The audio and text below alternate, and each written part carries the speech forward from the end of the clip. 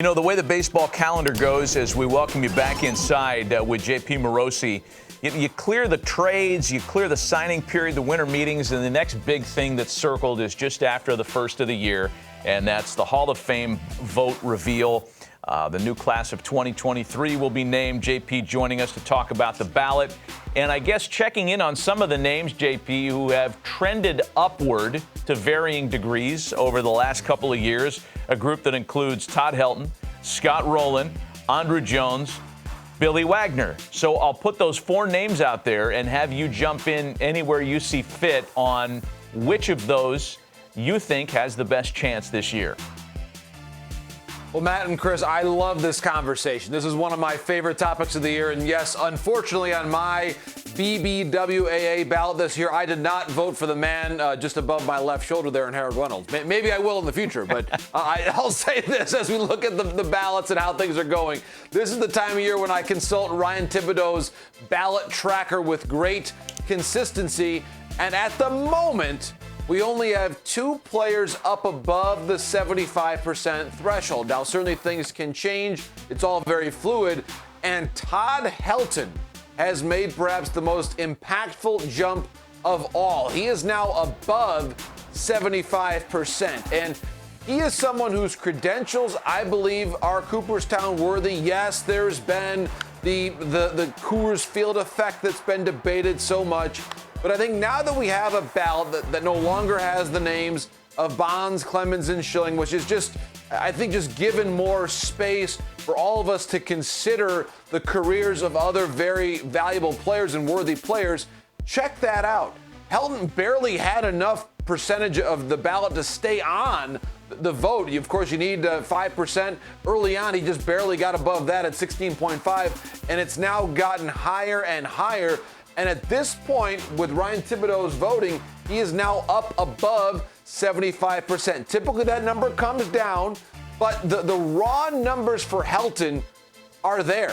He has won the Gold Glove multiple times, the Silver Slugger multiple time All-Star, and even when you factor in Coors Field, he is someone who I believe is a worthy candidate based on OPS plus. Adjusting it there, his jaws, the great work that Jay Jaffe does to sort of put the numbers of a contemporary candidate into the historical context. I believe he is a Hall of Famer. Certainly see why you were in the National League West a lot of those same years. Your thoughts on Todd Helton, who, by the way, I vote for. I have Todd Helton on my ballot, and you, of course, played against him there in the National League West. Yeah, he would be a no doubt guy for me. I mean, Todd Helton put up some absolutely ridiculous numbers, and I understand the Coors Field effect, but I really don't feel like you can penalize a guy depending on what team he played for. The numbers are the numbers, and when you pull up his numbers on the road, he was a really good player on the road as well. So collectively, I think he's a no-doubt guy, but I also think Andruw Jones is a no-doubt guy. What is it about Andruw Jones that hurts his case? Because when I think of the player that he was for a strong decade, he seems like he should be a can't-miss guy as well. And see why I agree with you. And certainly I respect your opinion as a fellow center fielder. He was still in the league when you arrived to it. And in some ways, see why, to your point, by the time you entered the game, I would expect that in the clubhouses of the Diamondbacks and Major League Baseball at that time, you would have said, Andruw Jones is a Hall of Famer today. If he retired right now, around the time that you arrived at the Major Leagues in 06, 07, and to that point, he has started to gain some steam. He is on my ballot. Andruw Jones is again this year. And he is someone that I think voters have increasingly realized exactly the truth that you just mentioned, which was that for the first 10 years of his career, he was winning the Gold Glove every year. He was in the playoffs every year. And he was, at that point in time, in terms of consistency, Gold Gloves won, power, average, everything. As a center fielder, one of the great players at that position that we had seen since Griffey himself. And so, yes, injuries happened late in his career. Yes, his productivity diminished. But that's what is supposed to happen to you as you get older. And when you look at the virtues of his career, and thinking about Tim Raines, who, of course, as time went on, we came to appreciate his career in a different way. The stolen bases with Raines were obviously extraordinary and really surpassed only by the likes of Lou Brock and Henderson. And I get that about Reigns' credentials. But when you think about Andrew Jones in his prime and Tim Raines in his prime, I love Tim Raines. I don't think I would have traded Andrew Jones for Tim Raines. I think Andrew Jones was the preeminent center fielder of his time, and I think that we have to recognize that place in Cooperstown. If you think about Raines being there, and I believe that Tim Raines should be in the Hall of Fame, but if Tim Raines is there, I think Andrew Jones should be there as well.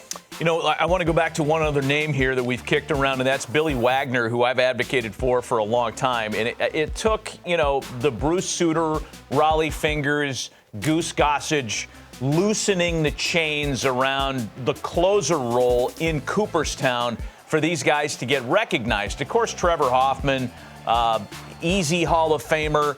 Mariano Rivera, easy Hall of Famer. I think Billy Wagner's in that same category. He was very impactful for no fewer than 3 different uniforms in his career. Among left-handers, his save total is extremely high. Top 3, I think, if I'm not mistaken in that regard.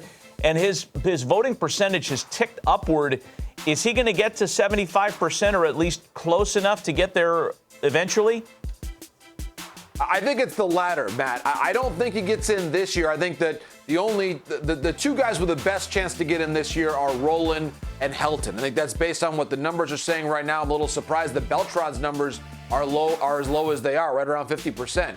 But I think with Wagner, to your point, the word I always use with him, and I've got him on my ballot this year again, is dominant.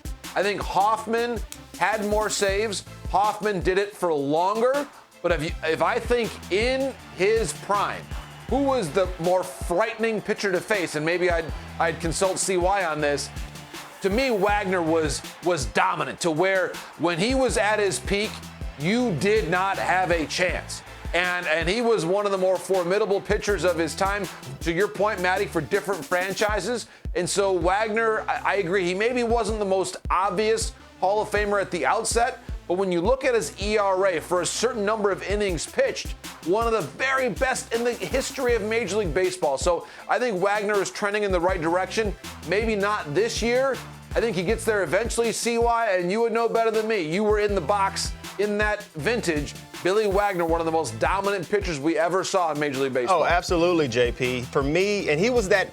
I never saw a left-handed power pitcher until Billy Wagner came in as a closer, and the effect that he had was very similar to me standing in the box against a Craig Kimbrell. I mean, you're talking about 2 guys who aren't exceptionally tall. You're not talking about 6'2", 6'5" guys. You're talking about 6 foot, maybe 5'10" guys who are throwing this power fastball that you know what's coming, and you still can't get on top of it. And Billy Wagner was able to do that for a long period of time, so I think he deserves to be there as well. I mean, he's a game changer, essentially. Like you see a lot of guys doing that now, but when he was doing it, you never saw it. Complete pitcher, too, right? He had, of course, the huge fastball, and then that brief period of his career that intersected with Randy Johnson in Houston.